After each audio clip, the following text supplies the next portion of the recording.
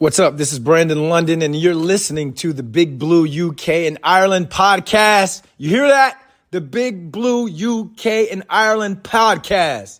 Let's go, Giants.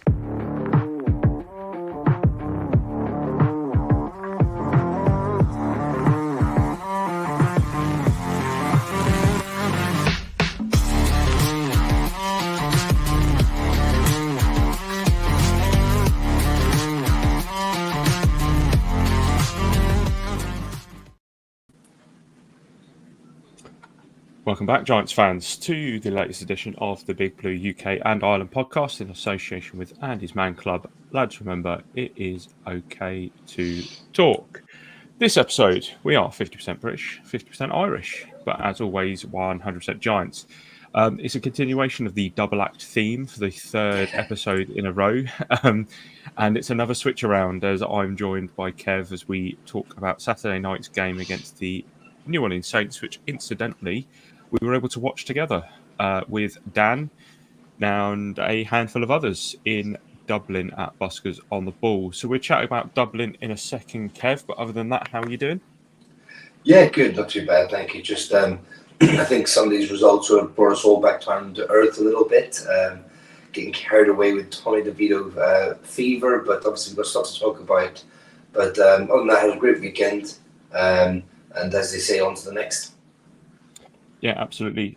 So just incidentally, just a quick apology for being slightly late this evening. We've had a few technical difficulties, but I think we're there. So before we begin, if you're watching this on YouTube or Facebook, do pop any questions into the comments. Make sure you subscribe, like, and haven't already, give this a thumbs up. It now also seems to stream it live to X, so I'm not sure if the comments come through from X as well, but feel free to get involved. And also remember, with Christmas coming up, you can still get 10% off at USA Sports using our code BIGBLUE. Might want to get that in quickly, though, because I'm not sure when the cutoff is. So before we start to talk about the underwhelming game, let's have a quick chat about Dublin. Kev, it's probably easier to go over to you so you can give us a rundown on everything that happened. Yeah, it was a great evening, to be honest, apart from the actual football itself. I mean, the hospitality from Buskers on the Ball was fantastic. I mean, they laid on a really good sort of area for us. It was quite a big area. Obviously, we were able to make it a bit smaller for the numbers we had. I mean, it was tricky a little bit because, obviously one of the great sort of top league, top games in English football, Liverpool, Man United was on, and we had to contend with that a little bit because a lot of the crowd was there in the sports bar for that, and there's a little bit of an overlap, so that was a little bit tricky sort of manoeuvring around that. But I mean, as soon as we got there, and made ourselves known, they were so good. They got us a free round of drinks for us and everyone who was there with us. The platter of food was class. The food was so good. They had a big platter for us on the table. I mean, €6 drinks was great, considering most of the weekend we were paying €9 a pint in a lot of the pubs in central Dublin and Temple Bar. So to have the promotion of €6 drinks for the whole evening was really, really good. And we thought it was going to be very, very expensive because it's such a prime location. So that was good. I mean, I would have to give out a massive shout out to Peter and his mate to come all the way over from Scotland for it as well. I mean, it was really, really cool to meet him, and another sort of Giants Celtic fan as well. And, he was so cool. He got on with everyone, and everyone interacted with him, and it was just it was such a cool experience. So to have a beer with him and have a bit of a chinwag about all things Giants. I mean, we said it sort of beforehand. We said it even. This wasn't really. It was all about sort of the amount of people that sort of met up with this. It was more a case of just to say the fact that we want to sort of get ourselves out there and get known a little bit and sort of do all these things. And this was the first year that we properly decided to have meetups, proper ones from the podcast, that is. But I think with the experience of doing one in London this year, going over to the US for a game, as part of the media team over there, and then having one in Dublin, which has challenges being so close to Christmas, literally the week before, obviously. Sort of just, you know, we've got things to take away to learn from, and things that we want to try and make things better next year. And we'll obviously, as soon as the schedule's released, we'll have a bit more of a plan in place, and we'll be able to take away experiences to make it better. I mean, next season we want to have at least one in London, like one in Birmingham, right in the heart of the country, and one in an undecided location, like outside of England. You know, we're open to feedback as well. If people got any ideas, you know, how to sort of do these things, make them better, you know, then please do reach out to us, because you know, we just want to enjoy Giants games with fellow Giants fans.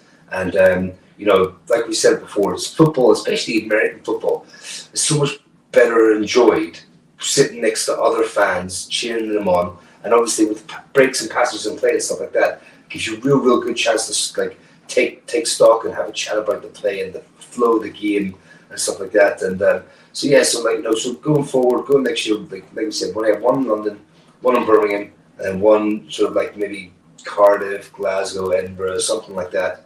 So yeah, I mean, reach out to us if you've got any ideas, places to go, you know, what to do, you know, if you want to have some giveaways, you know, any type of ideas, just fire them over, and we will look at like all options for next year.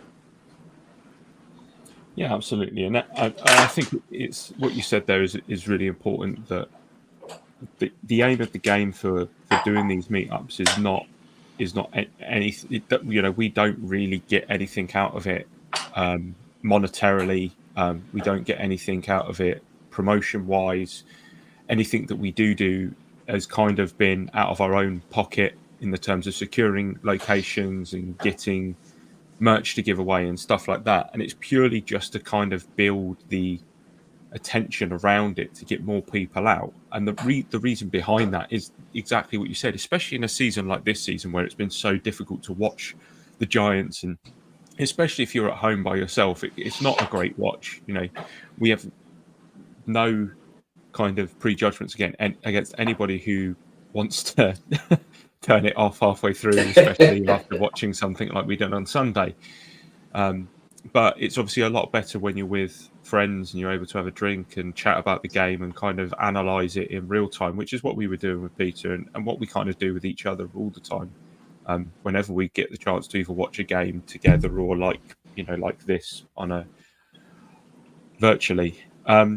But yeah, it was absolutely great. It was a great weekend. Myself and Dan went over about midday, sort of early midday-ish on the Saturday. The 4 a.m. wake up on Monday for our flight home, because we both had work, wasn't exactly amazing. But we take the sacrifices, because it was such a good laugh, as you can tell by my beautiful little Guinness Christmas jumper. We did enjoy the Guinness tour very much. Kieran has put in there to get to Belfast purely for selfish reasons, and that's absolutely a great shout, Kieran. You know, it's you know, it will definitely be a place that we try and get to at some point, and it will probably be a case that what we end up doing is rotating the outside of England meetups around every couple of years or whatever. We try and get there. Holtzy's also put up any plans for a draft meetup. We would love to. I don't know logistically how easy that would be, mainly because of the fact of it's finding someone or somewhere that's actually going to show the draft. But we could always have a chat with the Hippodrome guys in London and see if they're going to be doing anything, even if it means that we do like a joint meetup with other fan base groups, or we just turn up to one of the ones that's on and we just take a small amount with us. But we'll definitely look into it. Right. I guess we look at Sunday's game. Rough watch, I think, is the easiest way to put it. And as we've already said, it would likely have been more depressing if it wasn't for the company on the night. The Giants couldn't get anything going on offense, and the defense allowed Derek Carr to pick his spots all night with pretty much next to no pressure. Thanks to that, the Saints were able to score 3 touchdowns and a field goal and take down the Giants 24-6, meaning the Giants fall to 5-9, confirming their 9th losing season in the past 11 years. Now, as it's very difficult to pick out good parts, what we're going to do is just have a look at the offense and defense separately, shout out to some of the players that deserve it, and also highlight a few that struggled. So what we'll do is we'll start with offense. I think there's only one person. I'll tell you what, we'll start with special teams. We'll go through to and we'll start with special teams, because let's be honest, for the first time in a very long time, I think the best player on the field for us was probably a special teamer. We've already said there's no players of the game, but if we had to pick one, I guess our compatriot, the Scottish Hammer, was probably far and away the player of the game. Jamie Gillan had a pretty solid game, doing his day job, punting 5 times with an average of 47.6 per punt, including one downed inside the 20. However, he had to pull double duty and had to take over kickoff and field goal duties from Randy Bullock after Bullock pulled his hamstring during an early kickoff following Bullock's own field goal attempt in the very early in the first half, wasn't it? It was after the special teams penalty where they ran into Gillan, which actually incidentally injured Gillan. So while Bullock was kind of on the sidelines massaging his hamstring, we could also see that Gillan was kind of a bit gimpy on the sideline, kind of doing something. I couldn't figure out if it was his knee or his ankle, but it was definitely a lower leg kind of issue. But that didn't stop him from nailing his one field goal attempt, which was from 40 yards as the half closed. And incidentally, that's his second ever field goal attempt. And it's the first one he's made. So, props to Jamie for that. We did have a good chuckle, didn't we, in Dublin when we found out that it was Lawrence Cager who was taking field goal attempts at halftime. And I think we're all glad that none of us had to see that. I mean, we did get like a little clip of him practicing, and he proper CJ topped it. Yeah, proper CJ did. Perfect. Yeah, we'll take that. Yeah, proper CJ was like, oh god, I hope he doesn't have to kick this. I mean, in the off season, if we managed to get old Jamie Gillan on the podcast, we can ask him about the situation there. How he coped with it. Yeah, absolutely. Another player, Darren Waller. Saw the return, didn't we, of Waller to the field, and I think both myself and you kind of mentioned on a couple of plays that he looked kind of sluggish, and whether that was just what happens when you don't play a competitive game for as long as he did. I think it had been 6 weeks since he'd suited up, but there was a little bit of I don't want to compare it to what Golladay was like, because Golladay was really slow. Like, you could tell it really affected him, and I do think that Waller will improve, but he only played 26 of the 40 he played 26 snaps of the 30 odd that were available, or 60 odd that were available. I think it was about 50%, between 50 and 35% that he actually played. But he was really one of the only offensive players who actually did anything outside of that garbage time offensive drive that ended in nothing. He caught 4 of his 5 targets for 40 yards, and that was pretty much it. And we're not calling it out saying it's great. We're just calling it out saying that's how bad we were, that this is A+. But to see Waller back on the field is always going to be something. Yeah, I mean, it's really good to see him out there. It's really good to see him out there. I mean, like Nick said, he looks slowish. I'm just hoping that's kind of match fitness, just sharpness. Hoping that he'll get that back with games. And we've just got 3 more games now this season for him to try and get back into the offense and then sort of get back to match sharpness for the offseason. Yeah, I mean, Kieran's put a thing here saying it didn't help that Saquon meant missing nearly every third down. And I think that's right. He was pulled from, because we had so many third and longs. Saquon was just constantly being pulled from the game for Breeder. I said it to you Sunday night. I don't really want to see Matt Breeder. There's nothing against him as a person. It's just the fact that, is he really going to be on the roster past next season? Who knows? I can't remember if it was a 1 year or a 2 year deal. I can't imagine they gave him 2. I just don't want to see him as often as we do. I mean, it's one of those things where it's like he doesn't help you now, and he's not going to help you in the future. So what are these snaps for? Do you know what I mean? It kind of seemed kind of weird as well, because it almost felt like they passed so much on first down, and they just never really established a run. They just never really got Saquon going or give Saquon a chance to get going. And we always kind of found ourselves passing on first down and then being sick and that going incomplete. and then being second and long, and then trying to run the ball, and then suddenly you're third and long again, as you know. And you just seem to get into that cycle where we just didn't establish the run early, and that really sort of hindered how we used Saquon in the game. Yeah, and I think Holt has kind of nailed it here. You know, terrible O-line played a massive part in Saquon producing nothing all game. And I mean, you know, let's have a look at that O-line. We will caveat it by saying Andrew Thomas's 81.5 PFF grade and 1 hurry is not included in what we're saying here. I think Andrew Thomas gets a free pass for pretty much the next few seasons unless he really tanks himself down, because he's the only consistent shining light on that offensive line. And let's be honest, there's no way to sugarcoat this. That offensive line was shocking. Absolutely shocking. 7 sacks, 9 quarterback hits allowed. All of the interior really struggled, had really bad games, and it hurts me to say this because we all know how much we like the man, but Pugh he struggled. He really struggled in this game. Got 25.2 PFF grade and was attributed with 4 hurries and 2 sacks.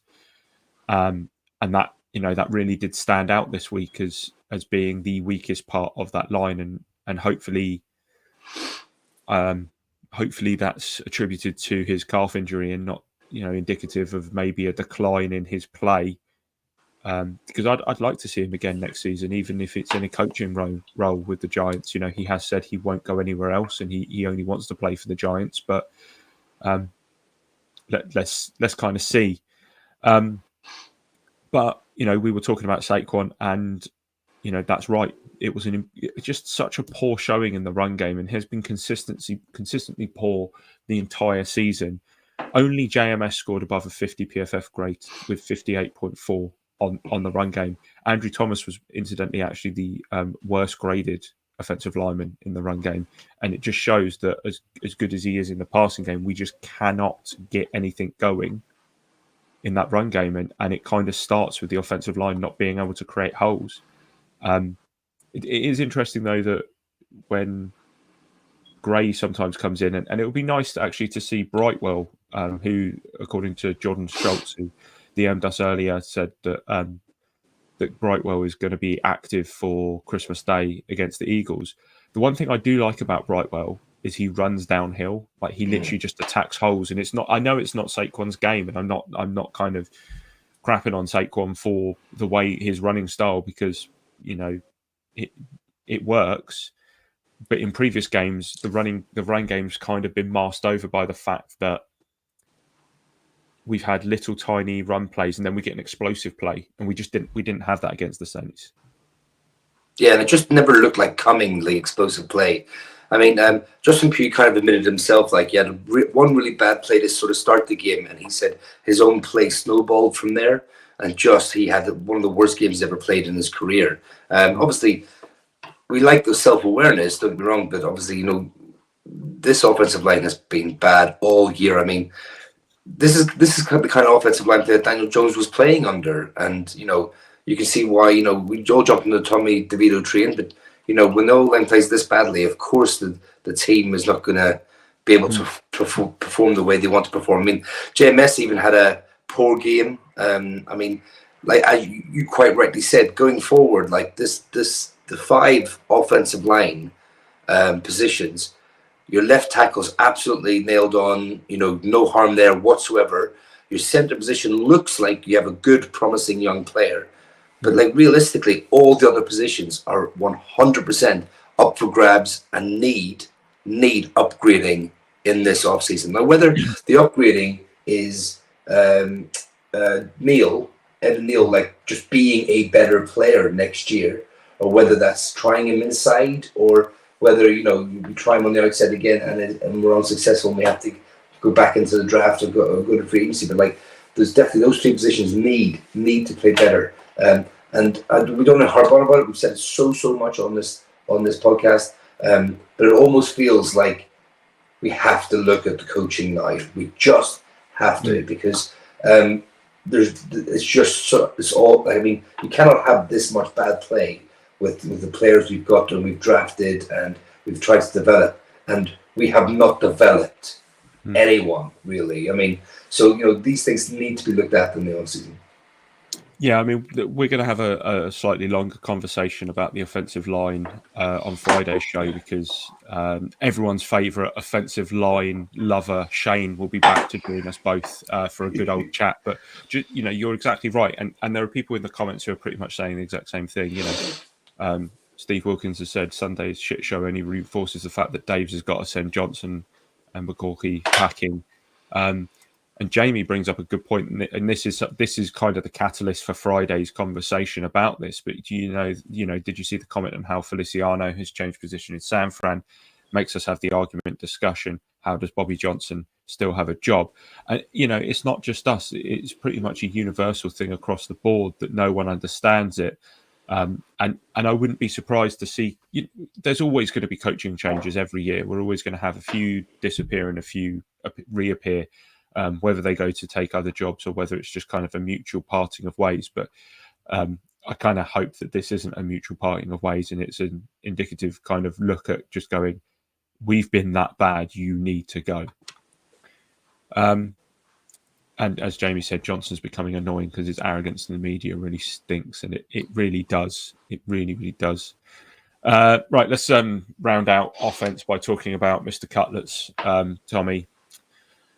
It's hard to completely crap all over him because, as we've just said, he wasn't helped by his supporting cast. We've just covered the O-line. It was the worst it's been in weeks, probably the worst it's been since he's been in, probably worse than that Commanders game where we gave up God knows how many sacks. It just nothing, absolutely nothing. Receivers struggled to create separation, or they dropped passes if they were able to get anything. The rush game never got going. He did complete 20 of 34 passing attempts, 177 yards, and he remained turnover free. And, it might seem like a small thing, but not giving the ball away basically stops us from being absolutely annihilated game in, game out. And he hasn't given away a turnover since he's been in. So you've always got to praise back ball security. And as Jamie said, he did turn up at the pizzeria. He's not fired. He's relieved his agent's duties of non-footballing activities. So his agent, in his beautiful little green suit on Sunday, still handles contracts and footballing stuff, but he's now signed with another agency to do his external bits. And, fair play to him. He doesn't know what's going to happen next season, and he's going to need to market himself in some way. But just a quick question for you, Kev. Like, despite the performance, he was instantly named as starter for the Philly game, which is the right thing. We've always said that he should start for the rest of the season because we need to see what's there. Three of us spoke about DeVito, myself, you, and Shane. We all said our piece on DeVito across our 2 episodes last week. We all said, yes, he can be more than just a flash in the pan. This is one game. We're not going to have crazy takes on this show, but has that tempered your expectation at all? A little bit, but I wouldn't say tempered expectations. I think it kind of like we're back to the mean, back to the medium, as in we kind of like got taken away in the in the rush and the euphoria and the big wave of the Tommy DeVito, the media sort of wave. But I think it kind of like shows us again that he's not the type of quarterback that can put the team on his back and go and win games. He's not the type of quarterback. Now, he won't do you any harm, which, in my opinion, this is high end, right? I always thought, right, what's the best, right? I never thought he could come in and be a superstar and be a franchise quarterback. I was always kind of like, if he progresses and shows that, then fair enough. But I always kind of like hoped that the top end would be a solid backup, a real solid backup. Like, is this the type of player that, say, for example, Daniel Jones or drafted QB were unable to take snaps? Because every QB now in this league it takes hits now. Every QB is a mobile quarterback that comes into the league now, and every QB will miss games. Now, is he the type of player that can come in for a game and not lose you the game? And I think he's proving to be that type of player. I mean, like, say, for example, like this past weekend, like if we say, for example, we need a good O-line. I think we need a better O-line. We need better O-line, and we need a number one receiver. Like, that's what we need. Now, if we do well and go towards that, does he the type of player that when your starter has to come out for a period of time, is he able to go in with a better O-line and with a number one receiver and be able to manage the offense, manage the game, and get you through some games? I think he is proving that he can be that, and that's a win. An undrafted quarterback, on a cheap contract for X amount of years, I think that's a massive win, and there's no shame in that. There's some players out there who have done really, really well as backup QBs in this league, being able to come in and just spot start and take some snaps off the starter. So, I never really expected him to go and win the starting job for the New York Giants for next year. I think some people might have discussed it, or saying, wow, that sort of like, could that happen? I was never really there, but I think, I was always in the case as, can he be a good number two that can come in and spot start for you and not lose the game? And I think he's shown us those qualities.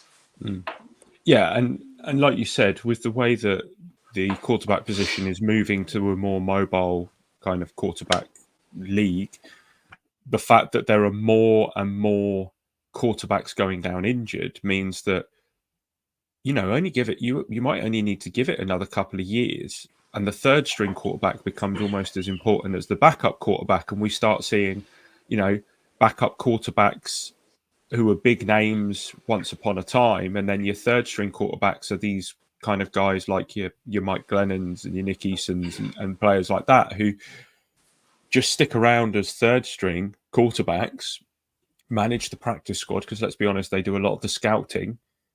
It's going to become a more important role potentially as the years go on. Yeah, I completely agree. I mean, with the extra provisions for practice squad members, the age and stuff, not just for 2 years out of college, and obviously with being able to dress a third QB from on game days as well, you're 100% right. It's going to be a much more position that teams rely on a lot more in the background and also for games. Yeah, and I mean, Steve has said, didn't see anything from DeVito to change his opinion that he can compete for the starting gig full time. Anyone can compete. It all comes down to to the coaches, and as Jamie said, I do think Tyra, being an upcoming free agent, stays on the bench. If Tommy can show us more, then he can build himself for a roster spot next year. Absolutely. And Jamie's made another good point. Could we just say that Leonard Williams trade looks to have given us so much more promise for the draft, albeit they won the other night? We can definitely get a strong player in the second round. And that's right. We've got 3 picks probably within the top 60, top 50, maybe even higher. It really has set us up quite well, that trade. Right, so that's offense. Kev, do you want to take a shot at some of the defense? Because, I mean, there's probably just as few goods here as there were on the offense. Well, I mean, just as really transition from that second round pick we got from Leo Williams from the Seahawks, just to transition straight into the defense and have a quick talk about Ashawn Robinson. I've been sort of canvassing for him for a while. I thought he's been quite a good player, showing some nice signs. It's taken a while for him to get back to his best after his meniscus surgery. But a game where Dexter Lawrence was quiet, it was Robinson who stood up to dominate.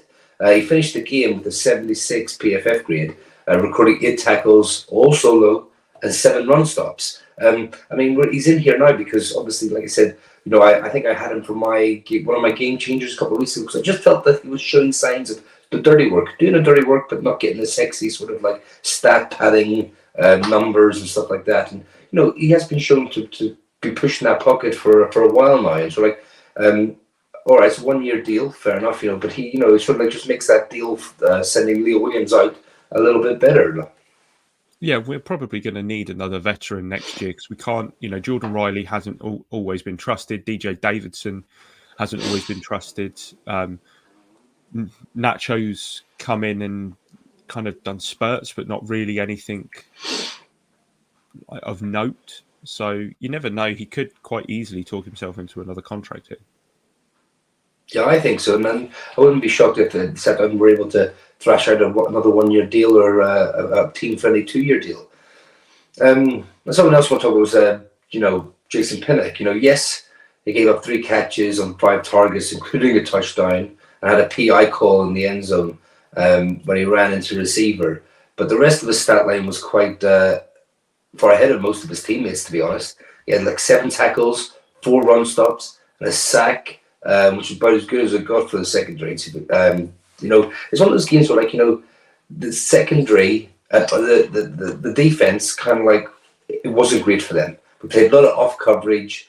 We played so well all season, and we're going to have we had a bad game earlier on the season. We're going to have these games where it's not great. And this was a game where you have to question some of Wink's play calling. To be honest, we didn't rush as much, we didn't blitz as much as we normally do, and obviously Carr was able to sit back and kind of pick us apart a little bit.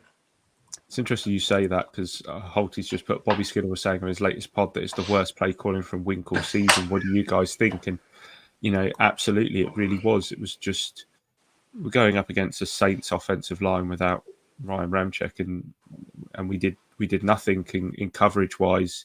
We were torched for most of it. Yeah, I mean, like you just mentioned the pass rush there. The Saints were like the best lineman, Ryan Ramczyk, as you said. It didn't seem to hinder them at all. Our pass rushers didn't do anything. I mean, this was a game where we thought Aziz and Kayvon, eyes lighting up, get after, just go get after the quarterback. I mean, I think Carr had 23 of 28 passes. Like Derek Carr, was it 3 touchdowns and no interceptions? That's like shocking to me to be able to for him to sort of just go back and look like an absolute Pro Bowl type quarterback, and that's for some reason that's the way Wink played and was able to he was able to take advantage of it. I mean, Pinnock, we mentioned before, he got the Giants' only sack, and outside of that, there's 1 QB hit by Okereke, 1 hurried by Aziz, and that was pretty much it. I mean, we talk about Thibodeau, he recorded 1 single tackle. Dex managed a solo tackle and 2 assists and 30 snaps. And Nacho, he had 2 tackles and 2 assisted. So, I mean, those type of pass rushes, like stats, are just not good enough when you sort of, when you're going up against the Saints' depleted O-line.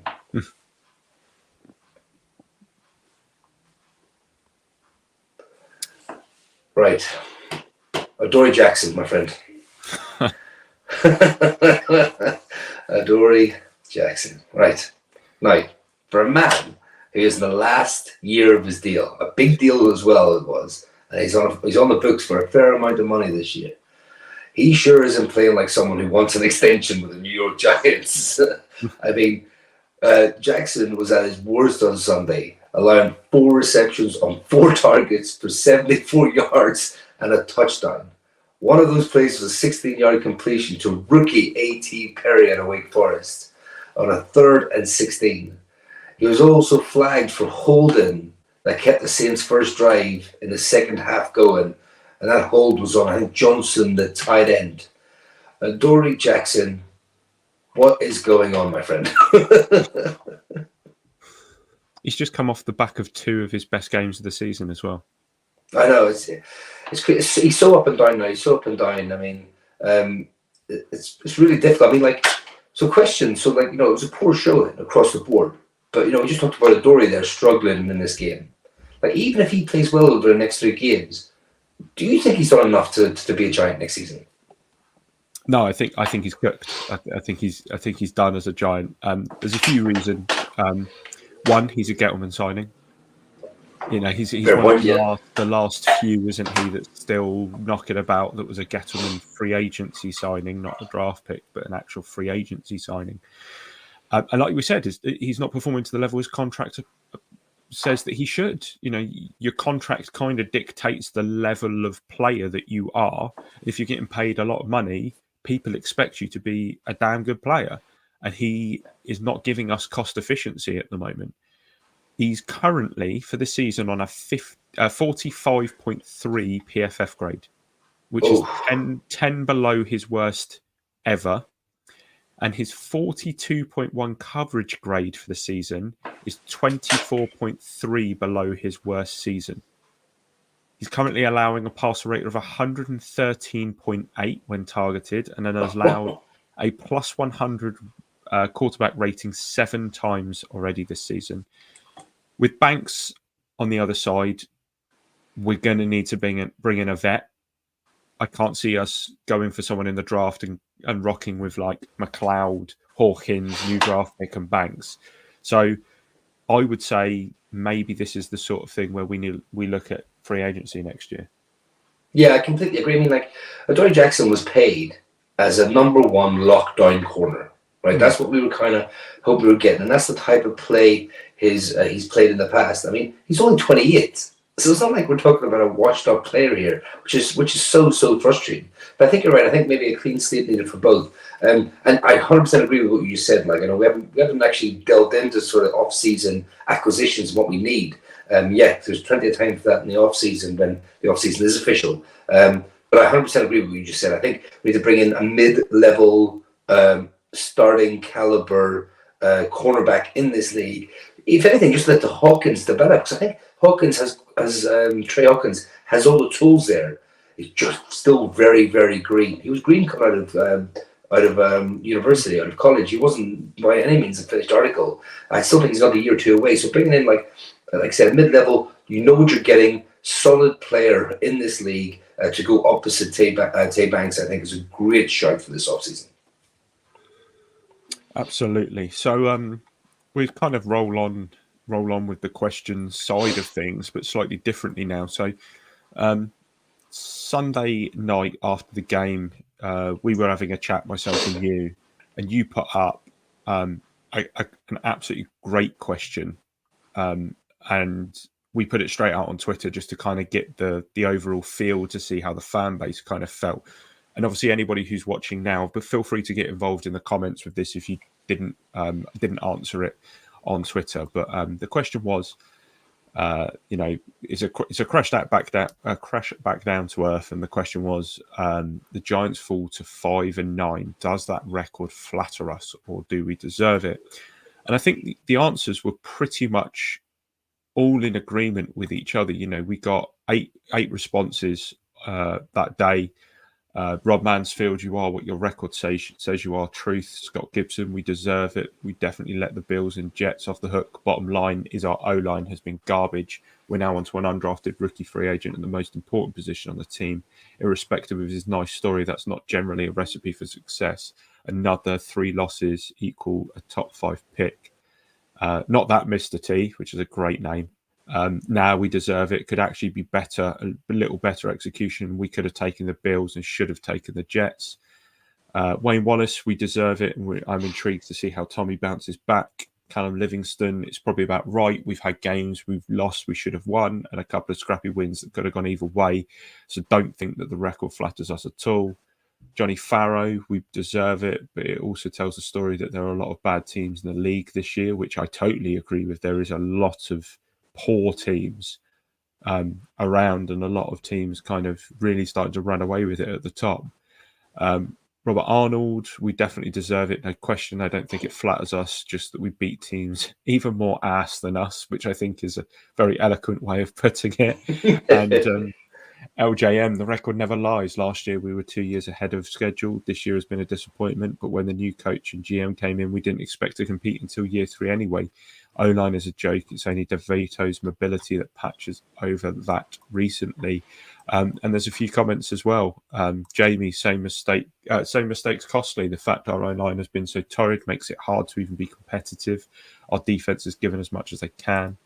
Kieran, we could easily be on 7 wins, and that would flatter us, and he's absolutely spot on there.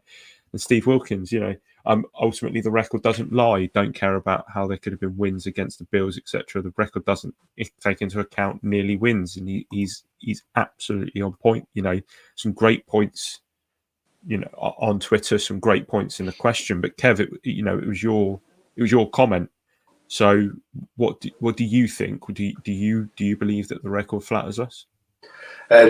Great comments, by the way. I have to say, I mean, they're all like absolutely bang on, and like one thing I like about some of the interactions we have, I'll just visit off tangent a little bit. But some of the guys who like listen to us or interact with us on Twitter, I mean, I just have to applaud the level of self-awareness and the level of knowledge of the game and where we are, and because the people who we interact, they're never like some of the toxic Twitter Giants Twitter fans that you see from all over the world, like Europe or America, like. But just some of the lads who sort of like interact with us and listen to this podcast and stuff and interact, especially in the live chats. I mean, I applaud you. Like, absolutely, you're always on our wavelength. You know what I mean? Have you noticed that? They always sort of like, they seem to know exactly what we're talking about and get what we say and have the same sort of thoughts as us, which is so good. And like, yeah, I mean, I 100% agree with all those. Your record is what you say, what it is. I mean, yes, we could have won those games against the Bills and Jets, but then we could have lost those games when we drilled a field goal at the end to win it. Do you know what I mean? So I 100% agree with that. I think more so the question is, right, I don't think it matters. I think it's pretty much exactly where we are. I think we're not a bad team. I don't think we're a good team. Now the question is, in my opinion, Dable and Sheehan, head coach and GM, this offseason is huge. I mean, huge. I mean, we're a very young team. We have to remember that as well. I mean, like, when we break down the roster in the offseason, we'll talk about average age by position, stuff like that. We'll get into all that. But we are a very, very young team. And one of the commenters said about, like, year three, we won't expect to do stuff by year three. I think last year we were, we thought we were way ahead. And I think it kind of masked over some of the inefficiencies in the game, especially O-line coaching. And I don't want to keep coming back to it, but it sounds like we're, shitting on Bobby Johnson like loads. But the thing is, with our record last year, our O-line wasn't great, but we managed to pull out wins last year, and it masked over the fact that the O-line coaching wasn't good. Now, I don't want to say the players aren't good, because I kind of believe in some of the players, but I do believe with better coaching, we will get better results. So, I mean, Joe Sheehan and Brian Dable need to get together and sort that O-line out. They need to bring an O-line coach who can actually coach players up and see progression. We've seen no development or no progression from any O-line player at all under Bobby Johnson, and that is criminal. I think, the cap situation is starting to sort itself out now. I mean, you'll see Adoree Jackson go in, Leo's off the books. We will be in a much healthier position without those Dave Gettleman contracts that I feel like they've been around our neck. Do you know what I mean? They feel like they've been around our neck like for the last few years. So yes, obviously we've had 2 full seasons now. They're not going anywhere. You can't get rid of Coach of the Year after 1 season because some other factors have contributed to having a bad season. So I really do think that our record is exactly where we are. Right, we're going to be picking in the top 10, right? Because that's the way that we've played this season. Now, is there enough young talent on this team to develop and then supplement that talent with more in the draft and also savvy free agents? I think a couple of Bobby Okereke showed, going out there and getting one good starting player on defense, what that can do. He's galvanized that defense, in my opinion. I think he's been the heart of that defense. That's why he got the green dot off McKinney. I don't know if McKinney took that well. But, if we can get another 1 or 2 signings like that, don't go mad. I'm not talking about top end. I'm talking about high character, good, solid players, and then supplementing that with a good draft. We need another good draft. And also, we need drafted players from last year to take a step. We're able to develop these players now going forward. So it will be interesting to see that, like I said, it's going to be a huge, huge off-season for this front office and head coach. Yeah, absolutely. I can only echo what you say about kind of like the level-headedness of the people that interact with us. We all go on X. Steve has mentioned it. You mentioned toxic fans. I've lost the amount of times I've checked into X in the morning to see it's turned into a Royal Rumble overnight, and it does do that. The amount of times that it just goes back and forth, and it doesn't matter what you're talking about. It doesn't matter if you're talking about Daniel Jones. Doesn't matter if you don't even mention Daniel Jones. He somehow manages to worm himself into every conversation that Giants fans have these days. You can talk about offensive linemen. You can talk about coaching. You can talk about X is just an absolute cesspool. There was one yesterday where someone turned around and said that the only reason Eli Manning won 2 Super Bowls was because he was carried by other players. And it's like, I just can't fathom how some people genuinely think that that's a valid opinion. They're entitled to it. It doesn't mean it is right, you know. Yeah. And he was quite quickly slapped down on that, because you don't kind of win MVP in 2 Super Bowls with being carried by other players. But yeah, I am very appreciative for the way that the majority of fans, and especially, you know, our UK fans, who probably get a lot of flack, you know, from a lot of American fans who you know, sometimes doubt the ability that we have to read a game, and doubt the ability that fans have to kind of look at it in a more level-headed way, and maybe because of the way that, you know, a lot of us who follow English football are able to understand the kind of pitfalls of promotion and relegation, kind of have a more level-headed way of looking at our team without having to like throw our toys out the pram because we finished bottom and we want to be better than that. Yeah, it's just it's amazing just how good we kind of have it. But there's a few kind of other things that have kind of come about while we've been talking about this. Jamie said, you know, it could be worse. We could be giving away tickets for 45 cents to watch the Panthers. Very true. I couldn't believe it when I saw that. That's shocking. Shocking. Shane did pop in earlier to say the word tank, and Holty has said it was only him and Shane that were in the tank team. And Jamie also said, you know, can I just go off kilter a bit? But the standard of NFL has gone for him, especially the officiating of roughing and bad hits. You see how many retired players have said how soft it's become. And yeah, the officiating really has gone downhill. I know there's a lot of talk over the Steelers player that was ejected at the week on Saturday night. I know that Shane was very vocal in our group chat that he didn't agree with the suspension because he's suspended for the rest of the year. Even Tom Brady came out, and that's a quarterback coming out saying in his defense. Yeah, and I think a lot of it does come down to the fact that some of the quarterbacks maybe aren't as polished as some of the older style quarterbacks are, and because of that, the throws are a little off target, and now more of a sling it mentality. Yeah, and the players, their eyes light up, and they just think to themselves, "Oh my god, I can make this amazing catch that everyone's going to talk about." And obviously, the defender doesn't. I would like to think that 90% or 99% of defenders aren't going out there going, "I'm going to hurt this player or this play." They're just trying to make a play on the ball. They're trying to win the game for their team, and unfortunately, because of the position that the offensive players put in, it means he gets absolutely smashed into. So it's not great. And then I just wanted to put a point on kind of like we all kind of say none of us saw this coming.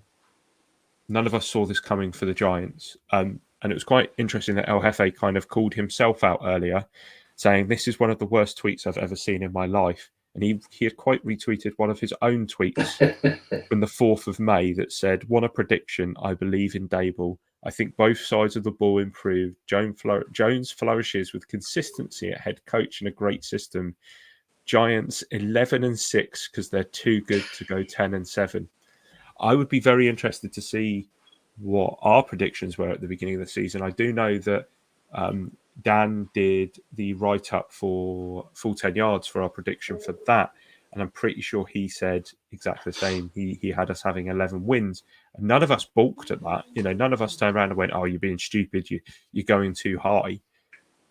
We were on the page. So, you know, I think we've all had to eat humble pie this year, but none of us saw it coming.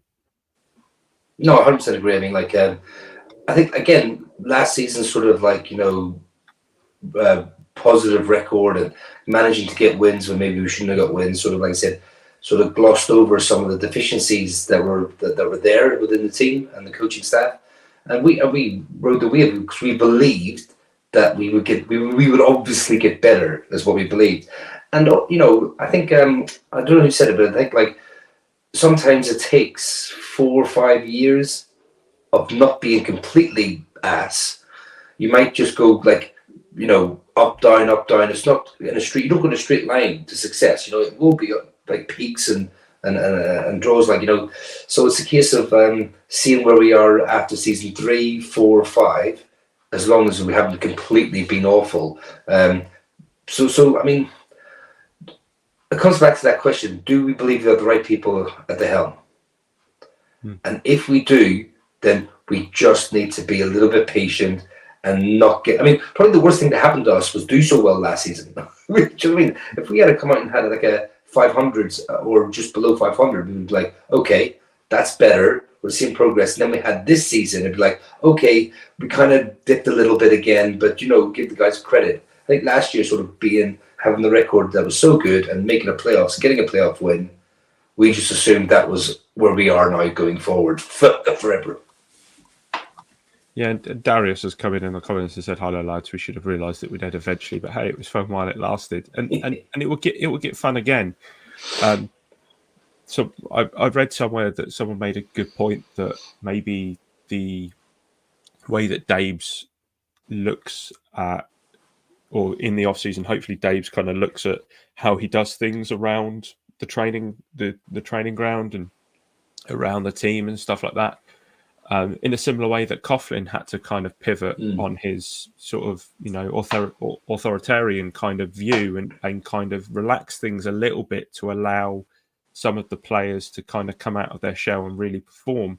Maybe Dable's kind of carefree, jokey kind of attitude, and then from none of this is confirmed. This is all stuff that we've kind of read the same as you guys do it from beat reporters. But the fact that he, if something does go wrong, that he kind of screams at players and his coaches and can be a bit of a live wire with a short fuse. Maybe he just needs to take a look at himself and go, actually, we do need more structure, and I need to kind of maybe my criticism needs to be a bit more constructive than it has been. But players evolve, coaches evolve, the game evolves. It's just the joys of any kind of sport. We just need to ride the wave into next season and hope it gets better. Yeah, definitely. 100% agree with that. I mean, everyone needs to sort of reevaluate. Like I said, we're reevaluating ourselves, in our thoughts on the team. The head coach and general manager need to as well. That's obvious. I mean, it's such a shame if they didn't use this season as a teaching point. And how do we take this loss as a season, a losing season? How do we take things from this and learn from them and move forward? And it almost sounds too obvious again to go back to, okay, well, what coaches are not getting the best out of the talent? Because they believe in the talent, they signed them, so they believe in the talent. Yeah. So what coaches are not getting the best out of them, and do we need to reevaluate their positions?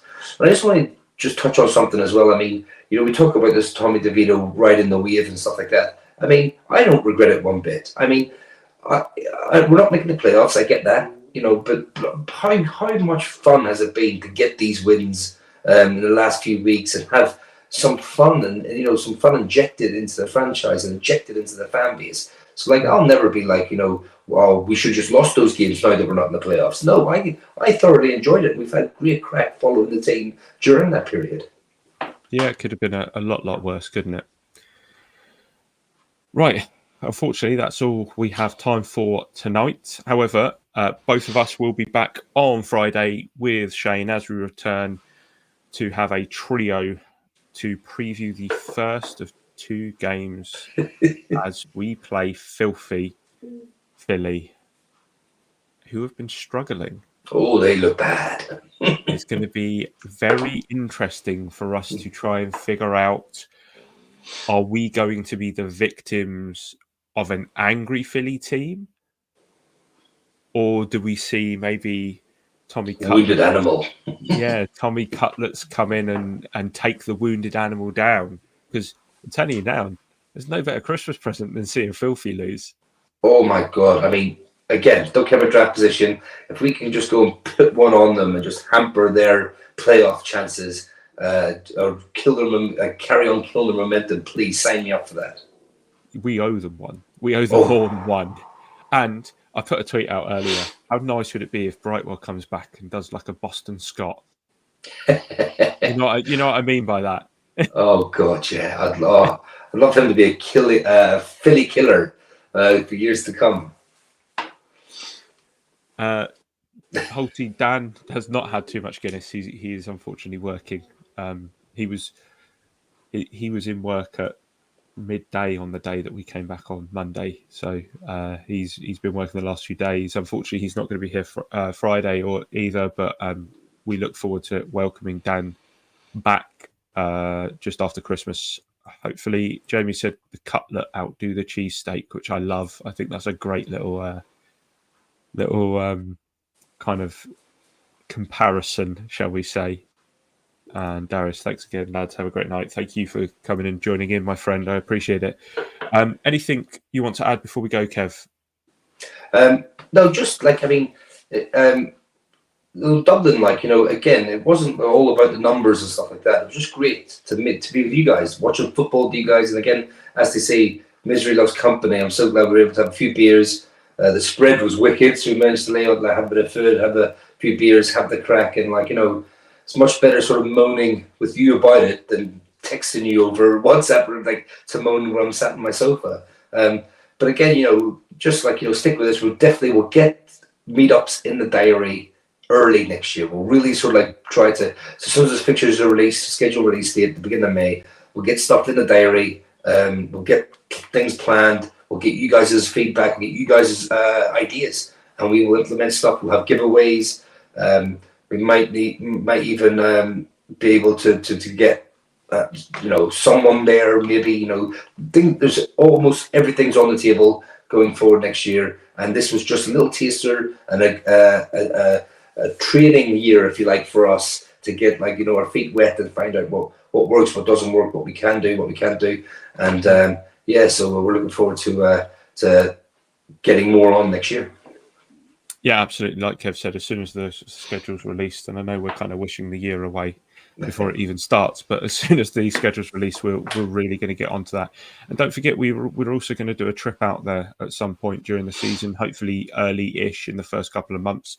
And we'd love to take as many of you guys with us out there and just to hang out, even if it's for a couple of days of just hanging out with you guys. I'd be more than happy for that. So as always, remember to like this video and subscribe to us on YouTube. You can also hit the bell to be notified of when we're live. If you aren't already, then follow us on the socials at the bottom and check out our Etsy store, etsy.com/BigBlueUKIRL. My thanks go to Kev for joining me. For all of you watching or listening, we are signing off until next time. Let's go Giants.